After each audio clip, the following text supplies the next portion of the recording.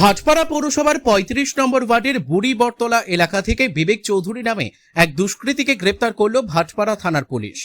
তার কাছ থেকে একটি 7mm পিস্তল এবং একটি কার্তুজ উদ্ধার করেছে পুলিশ। পুলিশ সূত্রে জানা গিয়েছে, কিছুদিন আগে সুজিত চৌধুরী নামে একজনকে 5টি আগ্নেয়াস্ত্র সহ গ্রেপ্তার করেছিল ভাটপাড়া থানার পুলিশ। তারই সঙ্গী বিবেক চৌধুরী, আজ তাকে ব্যারাকপুর আদালতে পাঠালো ভাটপাড়া থানার পুলিশ।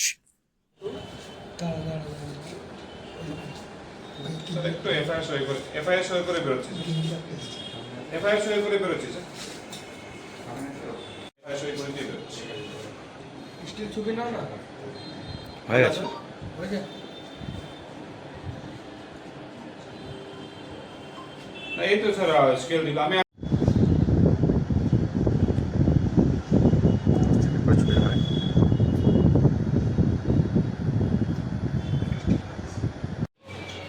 আচ্ছা নয়া নয়া স্কেল